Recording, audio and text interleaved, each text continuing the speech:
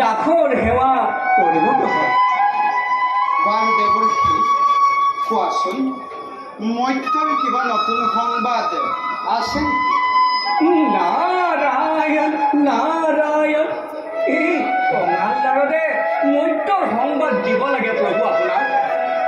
আপুনি অন্তৰ্যামী, চৰাচৰ জগততে আপুনি বিস্তাৰিত হৈ আছে, তথাপিও এই কঙাল নাৰদক কৰিছে চালনা।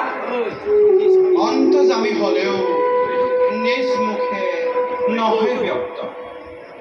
জীৱৰাশিৰ প্ৰতি স্তৰে স্তৰে ভিন্ন ভিন্ন আছে কৰ্তব্য নিজন। প্ৰভু তেন্তে শুনক, আপোনাৰ পুত্ৰ সাম্বকমৰক কৌৰৱতীয়ে বন্দী কৰি ৰাখিছে। ইয়াৰ কিবা এটা উপায় কৰক প্ৰভু। নিশ্চয় দেৱ। কি কৈছে দেৱৰক্ষী? বন্দী আছে কৃষ্ণপুত্ৰ হস্তিনাপুৰত। ইমান সাহস কৌৰৱ যাদৱক কৰে তুচ্ছ জ্ঞান।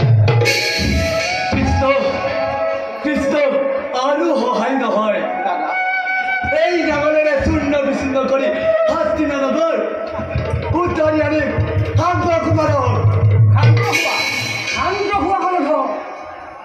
হস্তিনা আৰু দ্বাৰকাৰ মাজত মধুৰ সম্পৰ্ক আছে।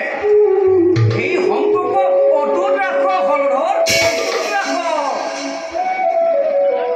তেনেহলে শত্ৰুতা ভাৱেৰে নগৈ মিত্ৰতা ভাগেৰে গৈ হস্তিনাপতিক সুধি চোৱা যাওঁ, সাম্বকুমাৰক মুক্তি দিয়ে নে নিদিয়ে।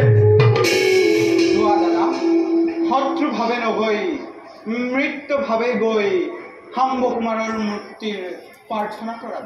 যদুপতি, সাত্যকী, যদি হস্তিনাপতিয়ে বিনা প্ৰতিবাদে সাম্বক মুক্তি নিদিয়ে, তাৰ উপায় দাদাই ভালদৰেই জানে।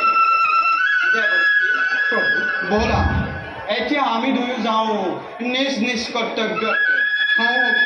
বলক প্ৰভু।